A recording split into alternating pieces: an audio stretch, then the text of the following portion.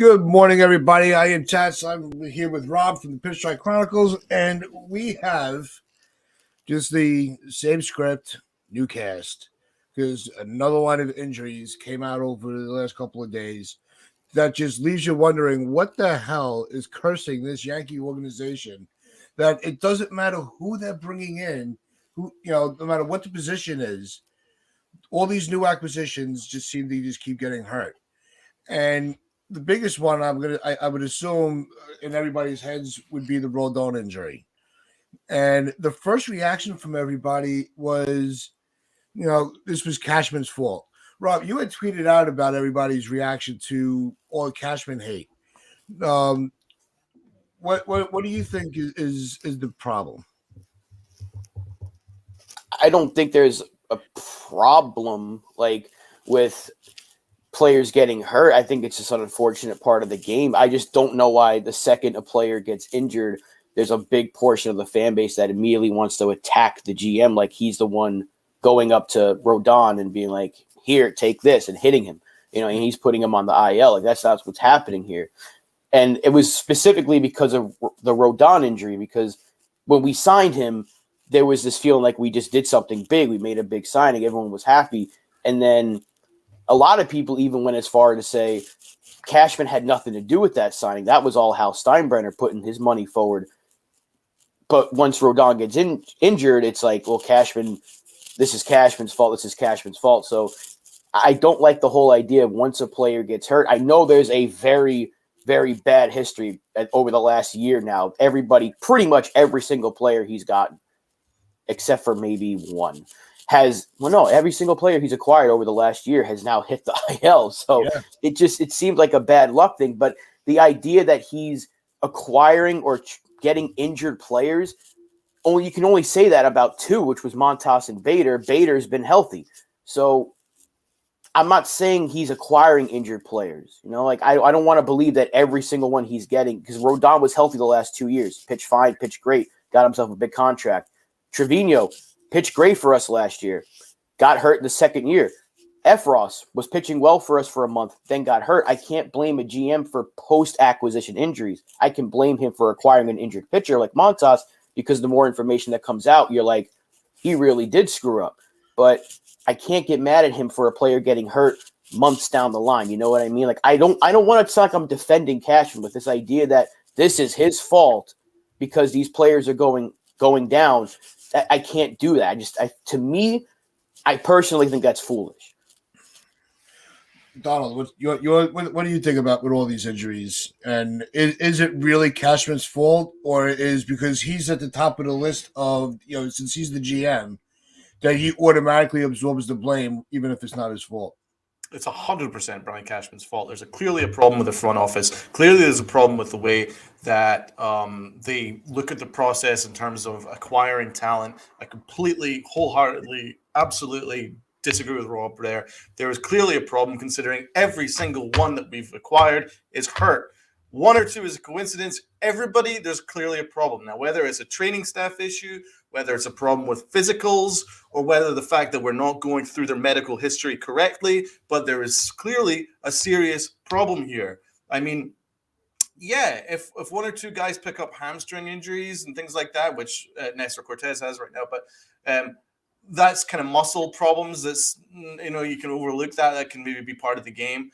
But constant arm problems, arm flexors, lower arm issues, and the fact that we are acquiring people with an injury history.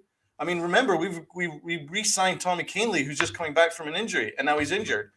Frankie Montas admitted that he was hurt when Brian Cashman acquired him via trade and gave up multiple draft prospects for him. So how could anyone say that there isn't a problem with the front office when we make a deal knowing fine that person is injured when we actually acquired him? And I remember I did say that on this show last year, but you guys completely disagreed with me. I said he's hurt when we acquired him. And it's been confirmed that actually he was hurt when we acquired him. So there is clearly an issue with this front office. I don't know whether it's desperation. I don't know whether it was the fact that they were thinking, well, maybe if I could get him on a little bit cheaper without giving up Peraza, there could be some upside here. Maybe he'll be okay. Maybe we'll figure it out. Maybe right some of these injury problems. I don't know. I don't know whether it's all just. I don't think it's malicious, but I think that they were trying to sneak one past us a little bit. They were thinking, well, maybe we'll maybe get him and maybe he'll be okay. But it's not worked out that way. It's been a complete disaster. We've lost a lot of pitching depth because of that trade. Effross, within like 4 weeks, 3 or 4 weeks, suddenly gets Tommy John. Now, maybe that's something that they could have looked at in their medical history. I mean, you can't just get Tommy John just like that. I mean, normally if you look through their MRIs, you can see that there's a possibility that there could be a problem like quite soon, because it just seems so soon. It's not like a year down the line. It was like within a couple of weeks. So I think that there is something wrong here. And the fact is that Brian Cashman is trying to hoodwink us. Let's be quite honest. And this is unacceptable. This is a front office problem where every single person we've acquired is hurt. There's absolutely no excuse for that. Yep. And good morning, Brad. Good morning, TC Steels. Welcome, LA. How's it going? But I think the biggest problem, and everybody, of the guys on the injured list, I think Montas, although we already knew that he wasn't going to be ready for this season, because we've had the time to process that trade more, and the way that the pitching is going down, I think that's what's making that trade start to hurt a lot more. And it's looking as like such a bad trade, because we could use Waldichuk right now in the organization. We could use JP Sears. So I think that's why that one's starting to hurt a lot more than it already had. So I didn't really come on. I try not to bash the trade with Oakland, because we wanted the trade. We wanted Montas when we missed out on Castillo. Some fans did, some fans didn't. But it's I just can't wrap my head around the fact that it's always the whole thing is just to totally bash Cashman. It's also, why are we not asking, what are these players doing in the offseason, and when they're not on the field, that's putting their bodies making them so fragile? Well, and that's not necessarily true, because everyone that we acquired in season got hurt too. So I think there's a front office problem. But don't you think the players have to be accountable for the way they treat their body? Well, I'm not going to it's not like he went unfair to cast aspersions. Taz, it's unfair to cast aspersions that they're not taking care of their body. Maybe they just have medical concerns. We already know that Rodon has an injury history. Now, obviously, I love the signing. He's our big star signing, but let's be honest, he does have a lot of injury concerns throughout his career. So we took a little bit of a risk here. And now we're hoping that it's mild, but we'll have to wait and see with that one. As I say, Cashman doesn't get the benefit of the doubt here, considering everyone he's acquired is hurt. So there's obviously some kind of a problem here. Now, it could maybe just be training staff issue, but there is clearly a problem. Yeah, and I think what's going on, FJ? I think he brings up, because I know we wanted the Montas trade, but aren't medical exams supposed to be part of the process? How did he pass a physical? Exactly. I think the Cashman, it's maybe Donald, maybe you're starting to be onto something with not doing his due diligence on these players. Mm-hmm. Because look at what we saw this year with Correa. How many different teams pulled their contracts back because of medical concern? And it wasn't even like a serious injury. He had, I think there was a strain in his ribs from a bad slide that kept popping up. But so we saw that the Twins backed out, then the Mets backed out. So why are those teams doing so? What are they doing differently than we are? Why are we so prone to having all these freaking injured players where we don't even get a chance to even see what they're worth? Oh, the ankle injury, Eli. Thank you. It was the ankle. Thing is, Tommy John can pop up at any time. That's the fear of being a pitcher, because we've seen it happen to numerous pitchers before, where a guy will throw one pitch. I mean, it happened to Michael King last year. He was pitching fine, one bad throw, and he just grabbed at his arm, and you're like, uh-oh. And he was out for the rest of the year. So it can happen at any point. And that's what happened to Scott Effross. So, like, I understand completely what Donald is saying here, because there has been incredibly bad history with acquiring players and they end up getting hurt. But my whole thing is, if a player is healthy and then he ends up getting hurt while playing for you, does that really be like, oh, it's because of injury history? You can say that for Kahnle because he's just coming off that injury, but like Effross wasn't coming back from injury. Trevino wasn't coming back from injury, and he's also on the IL. And Rodon had been healthy for 2 straight years. So, and I think Li mentioned his UCL is intact. So like there's some positive news there. It might just be a minor thing. But again, I can't put all my blame on the GM for a player getting hurt past a trade, a month or two past a trade, or in Trevino's case, months past a trade. He pitched for us for half a season, and now he was pitching into the spring, and then he got hurt during the spring. I can't be like, Brian Cashman, you a-hole. Like, I can't do that. But I can say the training staff definitely needs to be looked at, because they already revamped the whole thing a couple of years ago, and we're still dealing with this. So, yeah, you can definitely be like, what is Cashman doing? Who are they hiring? And then you got to start looking above him, because, you know, again, Hal Steinbrenner owns this team. They're putting together this whole staff, and we're still seeing players drop like flies. So you got to look at it at Cashman. You got to look at Hal. You got to look at Levine. You got to look at everybody here. This is an organizational thing, not just the GM. So I don't want all the blame to be pushed right at the GM, because that's the easy thing to do. You got to call everybody out here, the whole organization. So I understand Donald's point completely. I don't agree that it's just him. I'm not saying that's what Donald's saying, but a lot of people are. A lot of people are out there being like, once a player gets hurt, it's Cashman's fault. It's Cashman's fault. He needs to be fired. But there's a lot of other things. He is the front and center of this. He heads it. He's the one that hires these training staffs. Remember when he brought in that training staff, which got everybody hurt in spring training one year? Everybody started getting hamstring issues. Everybody started getting muscle injuries. That's what I just mentioned. I just mentioned they revamped the whole thing, and we're still doing that. But so I'm saying you can blame him, but you got to look around the organization too and say it's not just him, because he's got people around him too that are hiring these people. They're telling him, hire this person. And again, maybe you got to start looking above him. This is why we were all on board with wanting him out. I'm not trying to say that Cashman is so free of blame that I want him to stay here. Don't get it wrong. I don't want him here anymore. I can't say that enough, and I'm sick of fucking repeating myself on the show about it. But I'm not going to blame him when a pitcher gets hurt months after acquiring him. I just don't think that's fair.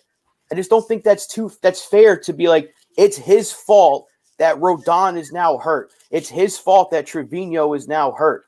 The only one he got that was actually hurt and hasn't played for us, or at least played well, was Montas. That one, yes, point all the blame at him.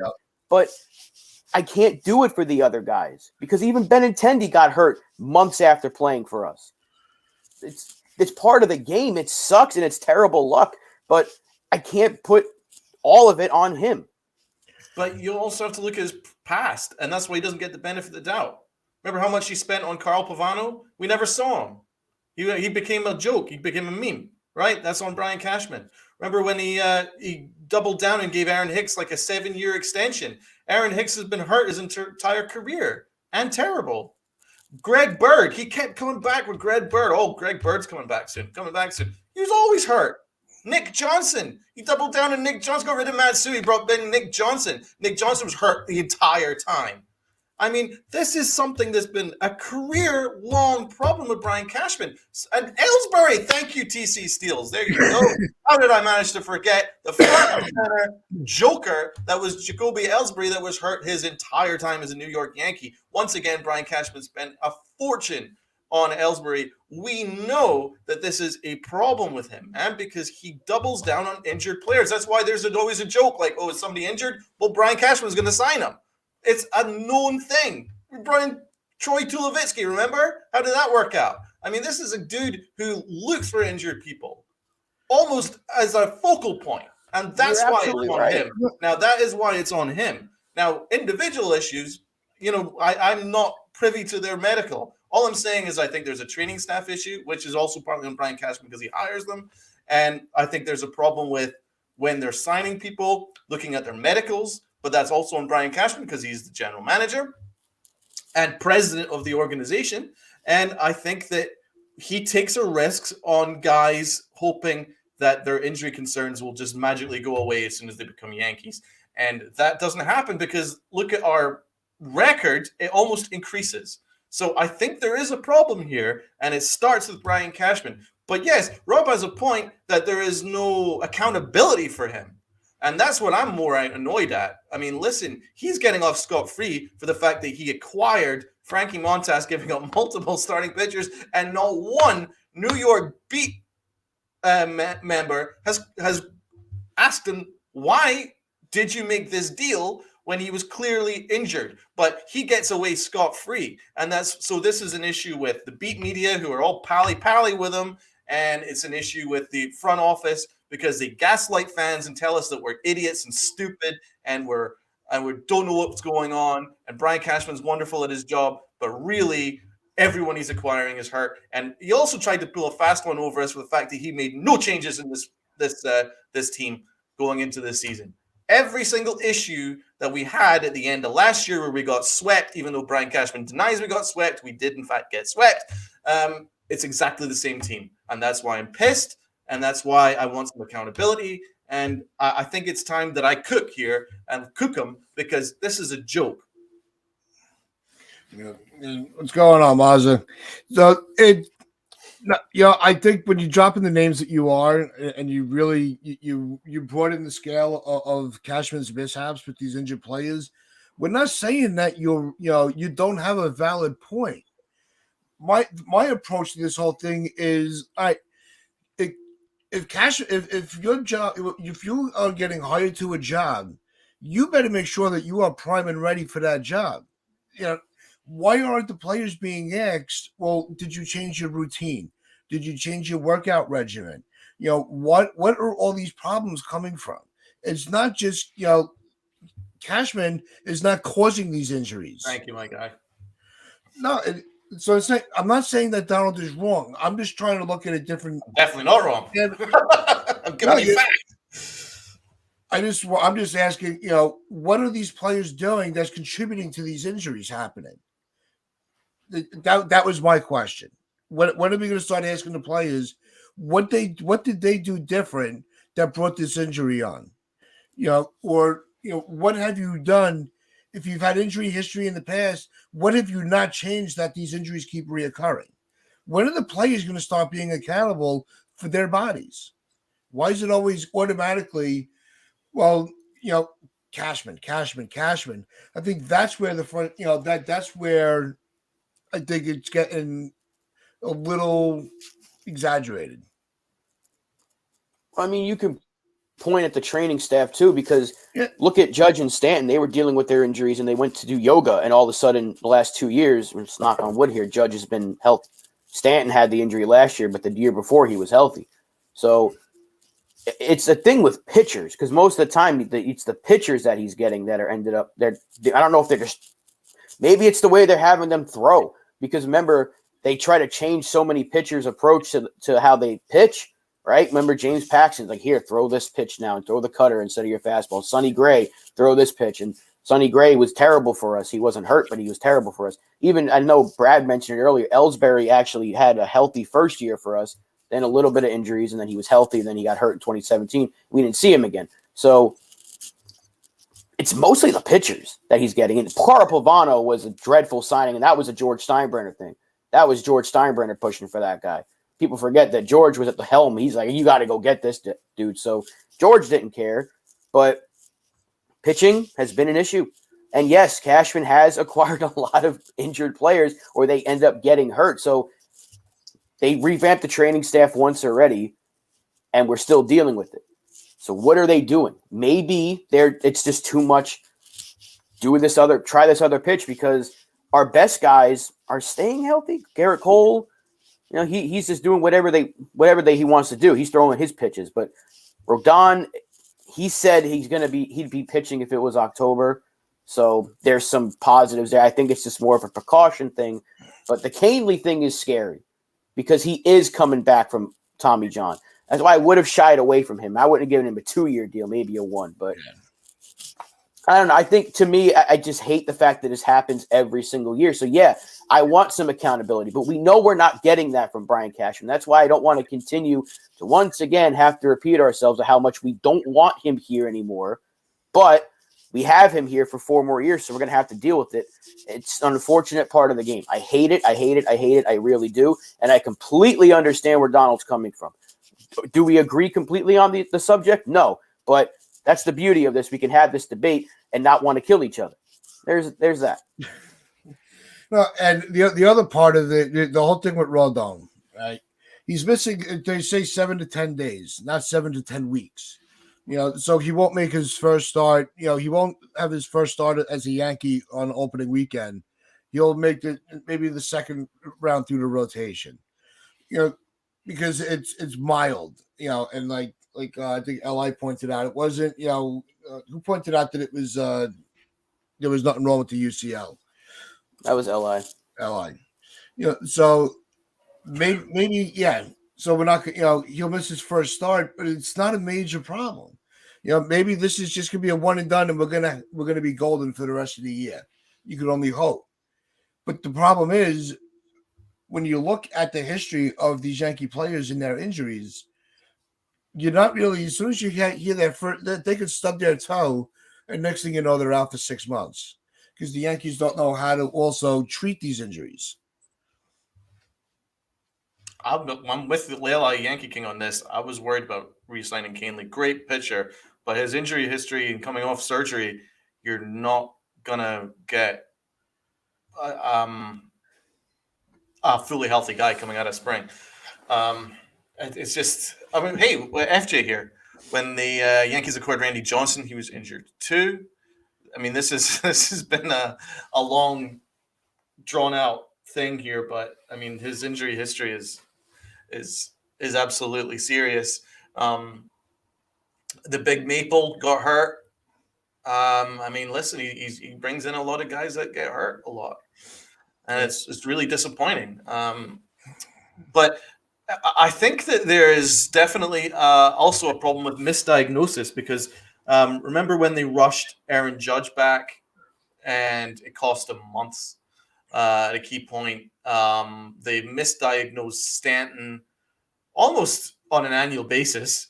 Last year, he came back briefly and then was basically hurt for the rest of the season because I don't think the Yankees knew how to manage his injury. DJ LeMahieu clearly had a foot problem, toe injury that was inhibiting his swing, and that was going on much of the second half of the year. And I think that there is a training staff issue, man. And I obviously Brian Cashman is the front and center of it, but it is an organization-wide thing. Isn't analytics supposed to kind of manage people's health? Because obviously in other sports, they can monitor like your red zone in terms of when your energy is depleted and there's a great chance of injury. But for some reason, the Yankees seem to miss all of that. For such an analytical organization, how come everyone seems to get hurt and it always seems to catch them by surprise? So that's what I'm saying. 1 or 2, yeah, you give them a pass, it's like fine, but everyone, I'm starting to think that there's more of an issue. Yeah, I think it's an ego issue. I think these players don't want to admit when they're hurt, or they try to hide their injuries because they know that so many other of their teammates have gone down. But Damon brings up, he's like, I would love to know how the hell they allowed Rodon to pitch, knowing he had discomfort before he had even started the game. Who is responsible? That's a good point. That's what we're dealing with here. This is what we've been dealing with for the last really 4 years with this whole Boone-Cashman duo because they're constantly playing guys that are hurt. Joe Girardi, to his credit, didn't really do that very often. He did it on occasion, but I don't remember us having – well, there was 2013. That was just a terrible year for injuries. But, I don't remember the team just being this cracked by injuries every single year. Remember 2019, the whole thing was the next man up because everybody got hurt. And we were still winning games with the likes of Mike Tauchman and all these other guys. But now we had a pretty healthy team, and we're starting to lose some key pieces Fortunately, like you mentioned earlier, the Rodon injury hopefully won't be too long. I think we can survive without Lou Trevino and even Tommy Kahnle, because I'm excited to see what Greg Weissert can do. But now we're dealing with the rotation, which was a huge strength, top to bottom, 1 through 5. There was no better in baseball going into the spring. And then even after the Montas injury, you're like, okay, Schmidt can do just fine. Now we're seeing that it's got to be Herman as a number 5, Schmidt your number 4, and we can't forget Nestor is still not 100%. So like now the depth is going to be really, really tested, which now you can point back to the Montas trade. Like we could use those guys, but you could see a Johnny Brito gets a chance to get some starts here. Maybe Randy Vasquez, Matt Crook. So there's a chance that some of these guys get an opportunity, but that's what I need. I really need to see how this depth's going to be tested, and that's why I wanted Andrew Chafin. Me and Donald were both on that train. We wanted Chafin more than we wanted Kahnle. Yep. And I think we still need another lefty, and this would have been the perfect chance over Kahnle. I love Tommy Kahnle. Dude brings the energy all the time. He's a fun guy to have around. But if you were to ask me who would I want, Kahnle or Chafin, I'm taking Chafin every day. That's 100% what I would have done too. As I said, you can minimize risk of injury by going through someone's injury history in the past and maybe doubling down on people who don't have an injury history. That might actually help you a little bit, because we do have a history of bringing in guys that are coming off surgery. Just let's look at the fact that we brought in Corey Kluber for top money. Now, he actually pitched really well when he was healthy for the Yankees, but unfortunately, the Yankees blew his arm out early in that season. Remember, we pitched the no-hitter, and then right after, 5 days later, he was up there pitching again, and he blew his arm out, and then he was done basically for the year. And what's what I'm saying is the Yankees don't have a problem acquiring big-name pitchers. Paxton, Kluber, Montas, Rodon. These are all big-name pitchers, but they all have an injury history. And that's what I'm saying, is you can minimize the risk by maybe looking more people who don't have an injury history, and maybe you'd get more longevity out of them. But there's very few out there like Garrett Cole. Garrett Cole is just some sort of I'll knock on wood here, but he's just a machine.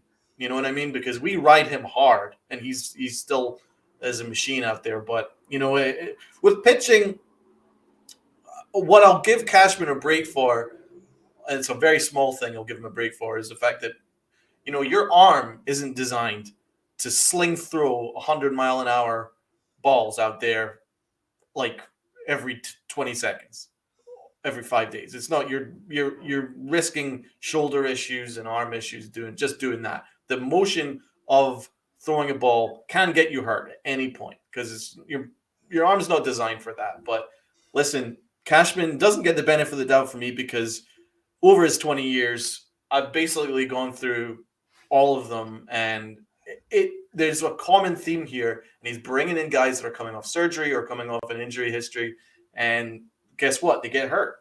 So that's on him, man. But that's where what I was saying with the ego, where it comes in. If say they want it, they Rodon goes, look, I don't want to pitch. Look at what they did to DeGrom. They all kept saying that how soft he was, because he kept saying, look, something's wrong. Nothing was showing on the reports. But they all kept saying, they kept skipping his start. And it just built into this whole thing where, is he too soft of a player? Just, be a man, take the ball and pitch. This is what you're being paid to do. There has to be somewhere in the middle where everybody is accountable for themselves and their responsibilities. The players need to be just as responsible for themselves as the training staff, as the GM, as the manager, and as the owner. It's got to be collaborative. So we need to sometimes step back and say, all right, I really just can't do it today. And there's nothing wrong with that. If you're a gym rat, you have a little strain in your shoulder, you're going to do it anyway? No, because you can further injure yourself. So the players need to have the confidence from their staff to say, if I can't, I can't. If I can, I'll pitch. What What up, What's going on, Spence? Spencer? Good to see you, man. Well, you've missed a hell of a half hour. You're gonna have to watch it back after our show, man. It's been fire. But that is one thing that Boone will do is he'll sit guys, and a lot of people don't like it when he sits certain players, but that's that's to hopefully minimize injuries. That's why you see a lot of players sit in the early stages of the year. They do that infield rotation last year, and we had our team up until like the month of August relatively healthy. When we were winning games, there weren't that many injuries, and a lot of people would knock Boone for it. Now you're going to definitely see it because I think now this is going to put some fear in them. Like, we really got to be cautious because they're already being cautious with Cortez. That's why he's the number 4 starter, but now he's probably bumped up to 3 unless they start Herman over Cortez just to get him an extra day. This is going to test the depth, and it's going to test Aaron Boone immediately out of the gate. So at least there's that. We can see how does Boone adjust? Who does he use in a potential 6 starter role? Is it a Johnny Brito? Do they go out and maybe now they're forced to trade one of these infielders like an IKF just to try to get some bullpen depth instead of a prospect? Maybe you get some veteran bullpen arm. The Dodgers might have one, or the Rockies might have someone that needs a shortstop. They have to do something because they can't. I know we have Greg Weiser, but who else is in the minor league system that can really come up and maybe take that spot? They might have to make a move now. And I think now's the time to do it because we talked about the shortstops already. Volpe is continually getting better. Now's the time. If someone needs a shortstop, you got to move IKF. If you can get a bullpen arm just for the first month or so, that's it. Just you got to do something because they got to get some depth. And that's what we need to survive these injuries for the first month, month and a half, whatever it may be. Get some depth. And so they have the abundance of infielders. Now's the time to move them. No, I want to touch on something positive before once again I rant on the front office, but I want to touch on the positive. Peraza, Volpe, and Dominguez all look like serious prospects going forward. Dominguez offensively looks like a machine. Peraza is just a very smooth, fantastic fielder. I love his arm. I love his footwork. I think he's got shortstop in the bag. I just can't see any reason why he shouldn't get it coming out on opening day. I think he's by far best shortstop. I love everything about the way he plays. I think he's severely underrated, actually, by our own organization. I think he's fantastic. And you know, I'm critical when required, but I'll tell you what, like him, there's nothing critical for me. Like, I think he's fantastic. Really excited about him. Volpe is everything we wanted. He wanted to showcase himself that he's ready to come out on opening day. He's absolutely ready coming out on opening day. If we had him, I think we probably should now. The more I think about it, I think he looks lovely at second base. He looks really good there, and offensively, he's been cooking. So, I think Sabian and Menea's idea of giving them looks in different positions is actually paying off. It's actually helping them, in my opinion. From what I understand, Sabian pushed to get Peraza and Volpe moved to different positions just to add versatility, and it's working because I think they're all playing really, really well. And that's another benefit that you're going to see from Sabian. I think he's going to really improve our development in terms of the minor league system because Cashman can't develop anybody, but they can, and they've got a history doing so. So that's definitely going to help. So I love what I'm seeing from all three. I'm not sure about Dominguez as a center fielder. I don't think he's got the body type. I think he'd be more suited in left field. And I'm excited by him offensively. So there's definitely things to be positive about moving forward. As of the immediate, it's a little bit crazy to me that we don't have a left fielder, a recognized left fielder. We've already seen that Aaron Hicks has made multiple misplays in left field already in spring training. He can't do it. And I don't know why IKF has gotten the majority of games at shortstop at a spring training because, again, he's already proven multiple occasions in spring training that he can't do it. So, like, the Yankees do need to move off of their obsession with certain players that clearly can't do the job and focus on the fact that you've got some of the most amazing prospects in all of baseball, not just the Yankees, but all of baseball that are just desperate to get involved. I think we should let him cook because that is something that we should all be positive about going in. to opening day, these guys are cooking, and I'm excited to see them. And I think Aaron Judge is excited to see them too. I really do. Yeah, I think that's a good segue, because the other thing I wanted to bring up is when we're seeing these guys go down, the one positive that we do get is somebody's got to take that spot. And we have these prospects that are not even knocking on the door. They are kicking the door down with an explosion. And they are ready. I'm at the point right now. I need something so positive to happen to distract me from all these stupid injuries. Just even Dominguez, let them play. I don't give a shit anymore. Just let them start the season. Who cares how old they are?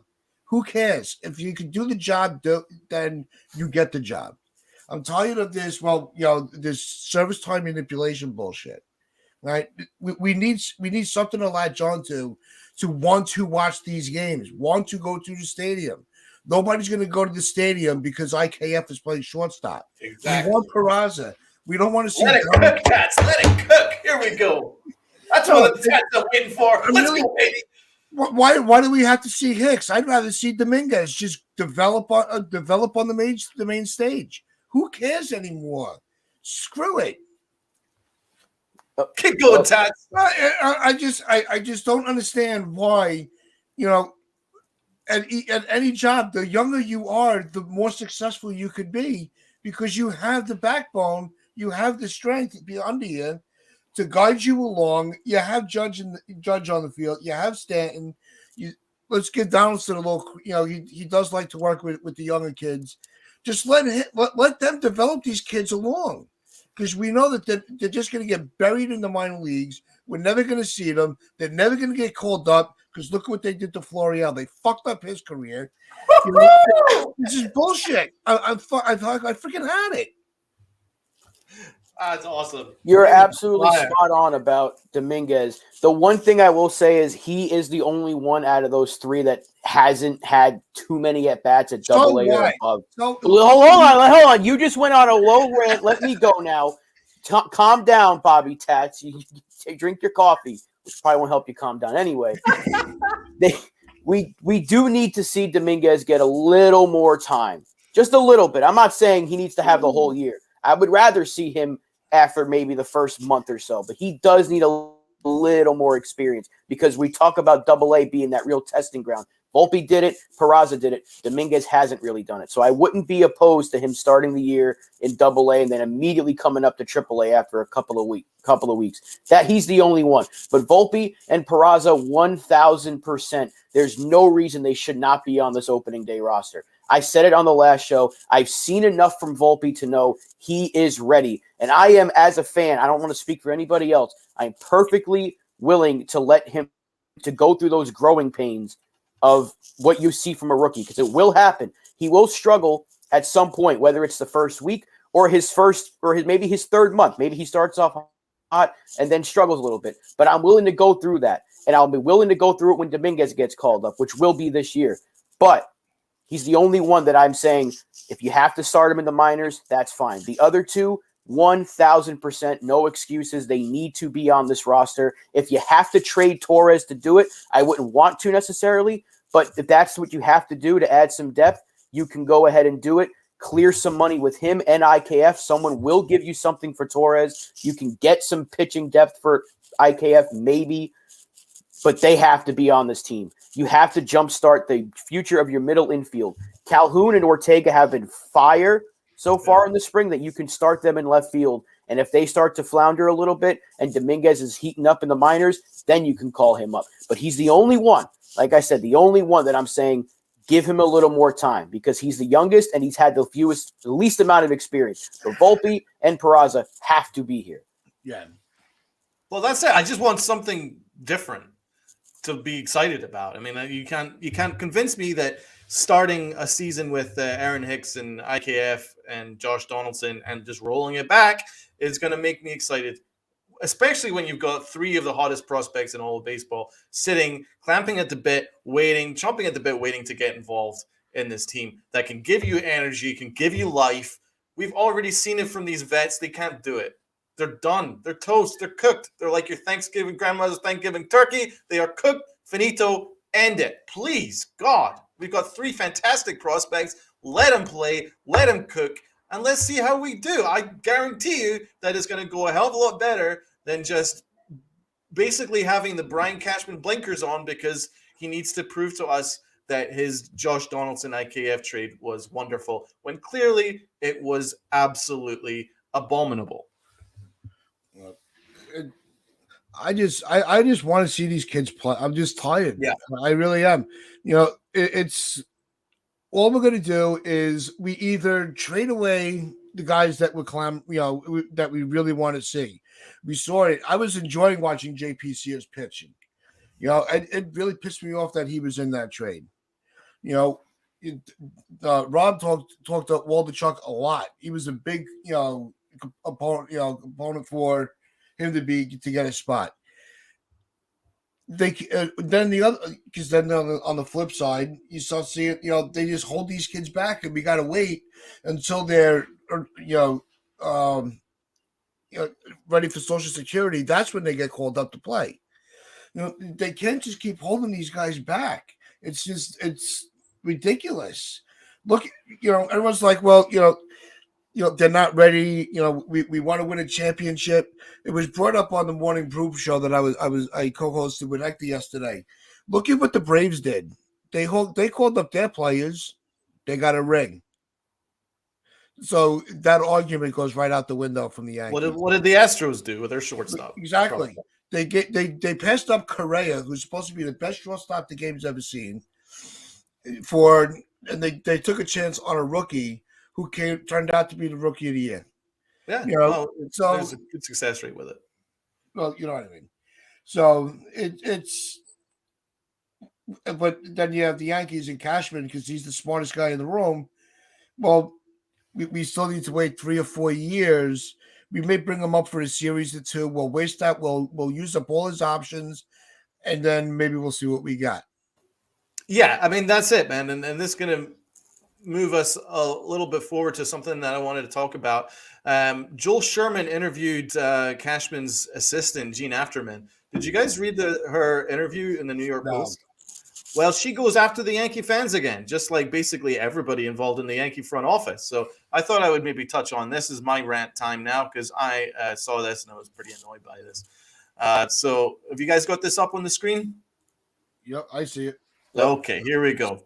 Very small. So Joel Sherman, does it bother you that in the social media space, Cashman is largely criticized and worse for his job performance? She's going to defend her boss, but some of the things that she says, I just think that is unfair, really, on us. Absolutely, nobody's ever peeled back the curtain to see exactly what it takes to put a championship team on the field. Well, he's not put one on the field since 2009. She points out here, I mean, he no days off, no time off, just a single-minded focus and trying to do the thing. If you compare this to all the other GMs out there, nobody has his track record. And it bothers me because if Oz were actually the wizard in the Wizard of Oz, you peeled back the curtain, that would be Brian, the actual wizard. Come, give me a break. Not the fake wizard. And everyone thinks he is the fake wizard. And that bothers me. Why do you think the criticism exists? And this is what really gets me go. You know the world is flooded with people who think they know the job is done, who think they can do it better, and who think that you guys don't get it right. I don't think people understand everything that goes in the job. It's a little bit like criticizing a chess master when you don't know how to play chess. So he's already been compared to a chess master and the Wizard of Oz. What do you think outsiders generally don't get?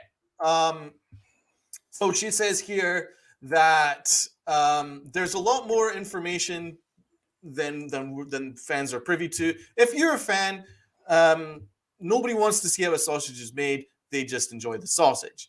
There are so many things that have to be considered in every single decision he makes. Also, we live in a lazy society. So Yankee fans are lazy. People don't want to go look back and review his entire history. Well, I just did for the last 40 minutes. We live in an era of immediate gratification. Right now, unfortunately, the immediate gratification is to criticize and boo. They booed the freaking MVP. I mean, the MVP who did something nobody has done for, blah, blah, blah, blah, blah. So now instant gratification is booing. That's the world we live in. People are looking at decisions in isolation. It's crazy. It's crazy. So a few things I wanted to pick up on. Once again, complete and utter disrespect on the Yankee fan base. Like, we are all just idiots. We only just press one button. She was comparing us to a coffee maker. We just press one button, but Brian Cashman has 30 buttons that he needs to press all like this because he's a Wizard of Oz. He's a chess master. He's 5 moves ahead of us. But we're just these idiots who don't know anything about anything. That's what she's basically categorized us as. You know, we're instant gratification. We just boo everybody. We just boo, boo, boo, boo, boo. I mean, I am getting sick and I'm getting tired of this organization telling me how I should root for my team and telling me that I'm stupid, because there are people that actually have a career in the industry, in baseball, that have a pretty good idea how the organizations work, right? But are they all stupid as well? Because there are Yankee fans that are actually quite high up involved in baseball, right? Are they all stupid? Because she's just called us all basically lazy and we don't know how anything's done. I mean, there is evidence to prove that there is problems within this front office. I mean, you watched my man Pete interviewing Kevin Kiernan, and Kevin Kiernan says, yeah, there's a problem because there's not enough baseball people in the organization. Brian Cashman kind of just steamrolls through it and just kind of does his own thing. These are all things that insiders know about, but again, we're just idiots, and I'm just sick of it. I am tired of being disrespected. I'm tired of Brian Cashman telling us we didn't get swept. It's actually the Yankee fans' expectations, which is the problem. I'm getting tired of what's his name? Kunty. I don't want to say his name. Brandon Canty or whatever his name is. Calling Yankee fans dummies because they booed Aaron Hicks in spring training. And this is now just a constant and daily attack on the Yankee fans. And I am sick and tired of it. I think it's disrespectful. There's a lot of people that give a lot of money, a lot of time, a lot of effort, a lot of money going to games and rooting for them, selling out every single Yankee game, home and away. We travel like no other organization in sports. We travel to root for our team. You know, whenever the Yankees play the Blue Jays, it's basically Yankee. It's like basically Yankee North in Toronto, right? You know, you go down to Florida, it's all Yankee fans. You go all over the freaking country, it's all Yankee fans. We root hard, right? And we sell out every home game. And we get disrespected by our own front office that we're idiots and we don't know what's going on. And I am tired of it. I am tired of the beat media calling us idiots and blaming us booing on the fact that nobody wants to come here, which is a lie because Rodon came here because he actually wanted to come here. You know, there are actually people that enjoy the fact that they're held to account. Aaron Judge loves it. He came back. But we had rumors that, he's going to ignore us and not come back to us because of the booing. He's going to San Francisco. Did he? No. He contacted when Hal you respected it. All he wanted to do is come back and be a Yankee. Rizzo. So we are getting Rizzo. Yep. So all we're getting is fake news coming to us, telling us that we're the problem, when it's clearly an issue with the organization and accountability. Gene Afterman calling Brian Cashman the Wizard of Oz and a chess master. I mean, there's levels here where she doesn't have to disrespect the fan base and also just completely just stick her tongue up his ass. You know, like you can actually just be a normal employee and say, yeah, you know, Cashman's phenomenal. He's got an incredible resume. That's all you need to say instead of calling him a chess master and the Wizard of Oz. Give me a freaking break. And so, yeah, I'm tired of it. I'm tired of being disrespected. I'm tired of the fan base being disrespected. We give a lot. We spend our time 2-3 times a week talking for an hour about this team, and we get nothing but disrespect in return. So I'm just telling you as it is, man. I am sick of it, and I want this organization to start respecting the fans. Hal respects the fans. Aaron Judge respects the fans, but the front office, who have an agenda, completely disrespect the fans. Rant over. If he's excellent rant, by the way, but if he's a chess master, he's not very good at it. No. Because he hasn't won since 2009. And this whole idea of everyone wants instant gratification. No shit. What logo is on the top? What does this say on my hoodie? What is that logo behind your head, Tats? Behind that bald head of yours, right? What logo is on the bottom right of our screen? What team do we talk about? Have we talked about every single day almost for 3 years, going on 4? The New York Yankees. What do the New York Yankees have more of than any other team in professional sports? Championships. Thank you. So, Gene Afterman, here's a little fucking lesson for you. I almost said it. We want championships. That's all we ask of you. And again, I appreciate the fact that we do win every year. Don't get me wrong. I appreciate that we do get to the playoffs and we have a winning record, and I haven't seen a losing record in my entire lifetime. I appreciate that. Don't get me wrong. However, when the expectation is to win a championship, and our GM is the one who also says that, and now his new advisor, Omar Minaya, just said it. The expectation is to build the World Series championship team. You're telling us what the expectation is. So now you're going to blame us for calling you out when you don't meet that expectation? We're supposed to be okay with getting swept by the Houston Astros, who are now our nemesis. I'm supposed to be okay with getting embarrassed in the ALCS. I'm supposed to just be like, it is what it is. We'll see you next year. No, I'm mad. And I've been mad for a long time every time we lose in the playoffs. I get over it and I get ready for the new season. But every single year now, we're getting hit with another member of the front office telling us we don't know what we're talking about. The answers to fixing this team are literally in your farm system. You just don't want to do it. You don't want to give that chance to Anthony Volpe. You're going to use every excuse to not have him call up on the roster because you want to give IKF another chance. You literally ruined Gleyber Torres for almost 2 full seasons instead of just admitting your mistake and putting him back at second base. Every single year they do this to us where they tell us we're the issue. Yet the players, some of our best players, Judge, Rizzo, Stanton, Cole, Rodon, they all say how much they love the Yankees because Judge wouldn't have come back. He turned down $412 million from the San Diego Padres to come back to the New York Yankees. Anthony Rizzo signed immediately in free agency because he loved it here. Giancarlo Stanton will not waive a no-trade clause because he wants to stay a New York Yankee. Yet it's our fault. It's our fault when the team does not meet its expectations and we call them out for it. That's not fair. And this is why, well, I do think Brian Cashman has been a good GM. I'm not going to say he's bottom 5. I don't think he's the worst in the league. That's why I want him gone. And that's why I want him and all his cronies gone because this organization, this fan base deserves better. We deserve a fucking front office that's going to tell us what we want to do. We want to win a championship. And if we don't get there, we're going to admit our mistakes. Accountability. How many times have we said that word in 4 years? We still don't get it. Instead, we get hit with the blame. And now we got the assistant GM, and her understudy is going to hit us next year with the checkers metaphor or something. I don't know. They're going to use every single board game. They're going to use Monopoly. Then it's going to be Connect 4. They're just going to try to dumb it down even more. Like, what's the stoop to your level? Because they think we're so stupid.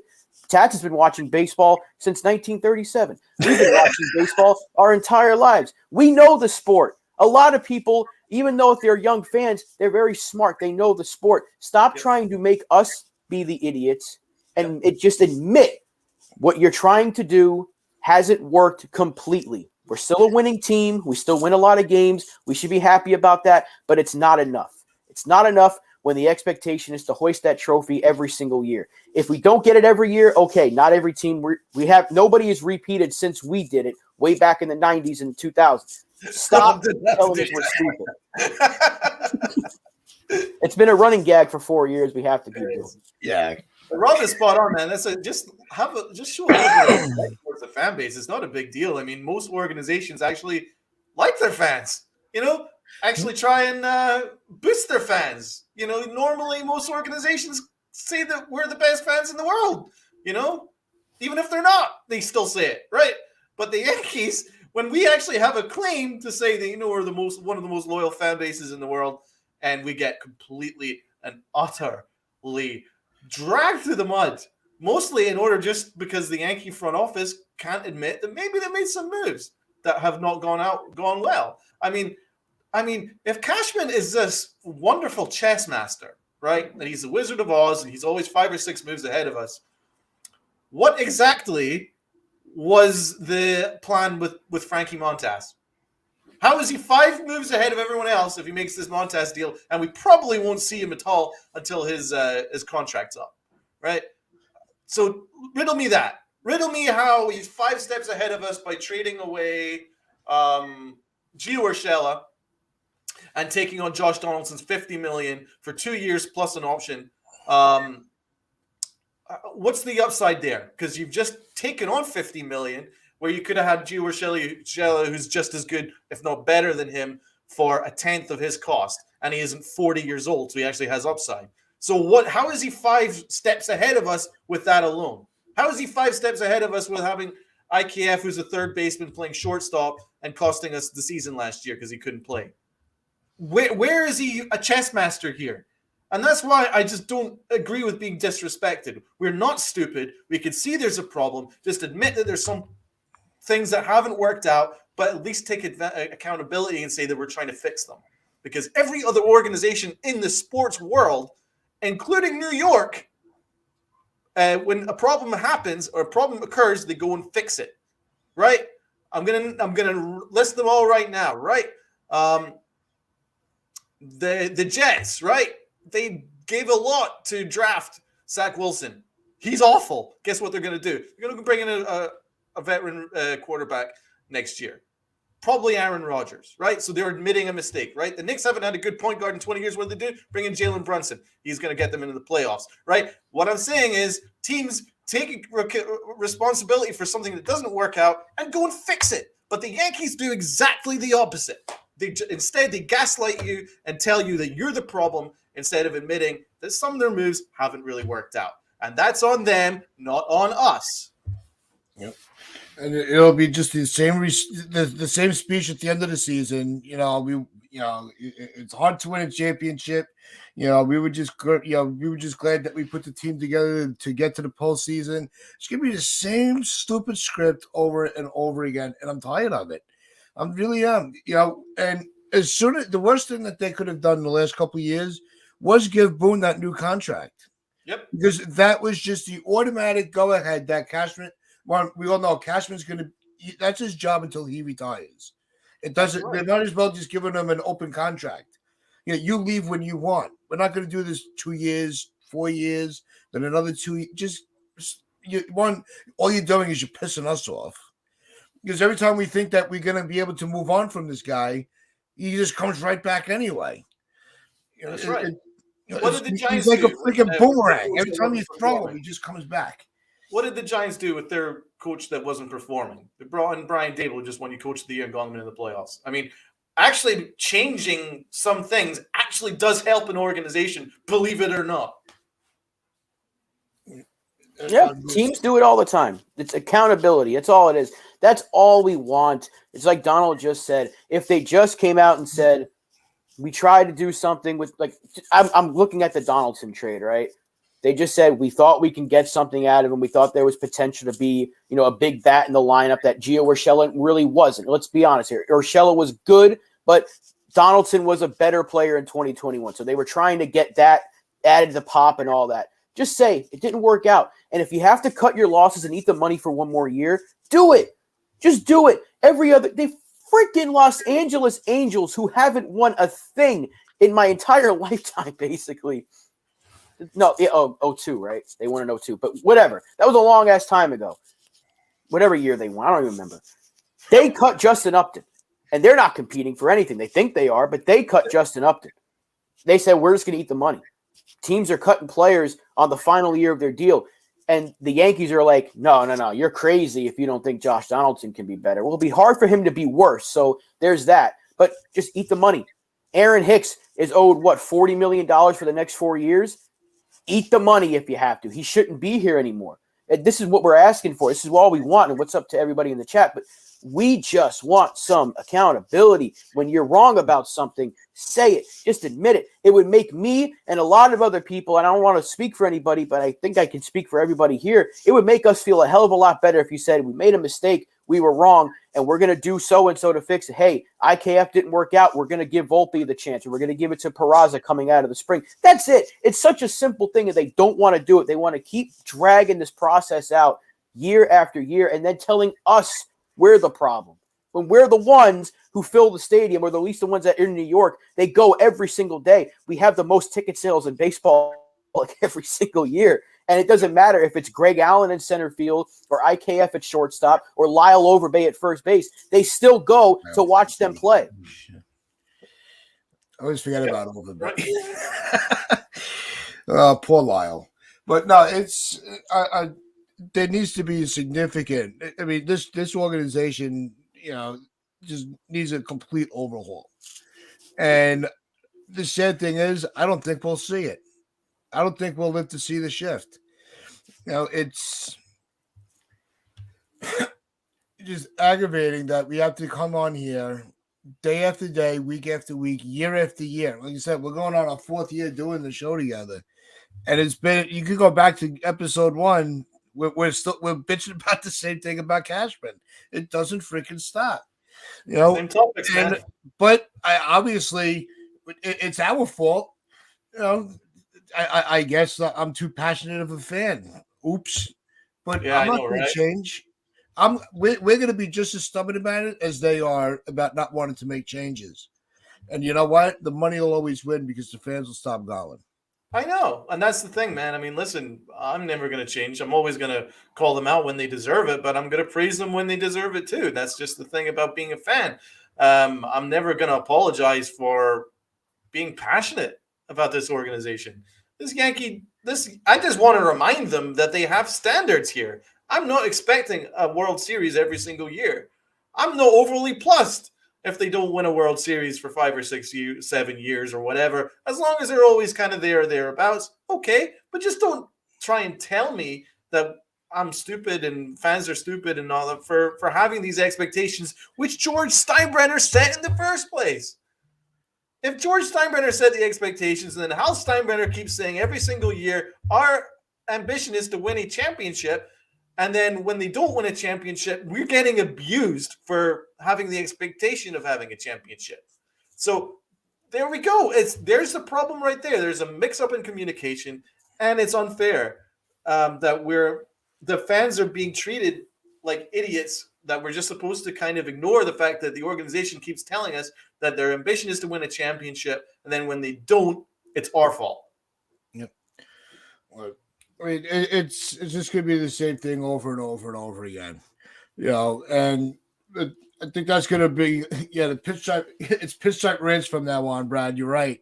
That's actually a good name, Pinstripe Rants. I like that. But I think that's going to wrap it up for us because we need to relax a little bit. But we love all you in the chat. We appreciate all the back and forth. Yeah, it's been a really good chat today. Yeah. Good energy on Friday. Just remember, tune in Sunday. Catch the Upper Deck show with Chris and Lynn as they will continue highlighting throughout the month the women of baseball and giving them their due. So just as can everybody in the chat do us a favor? Share it out to your buddies, any Yankee fans, just maybe haven't heard of us. We're trying to get the views up and the subs up. Let's all make a concerted effort to try and share this out a little bit more. If you got Yankee fans who are looking for a good rant in the morning, or even just good conversation, we'll be happy to fulfill that. So yeah, do that. Do us a solid with that, and we'll keep giving you the good content every morning. Yep. And as always, wear your pinstripes, your pride, and play on.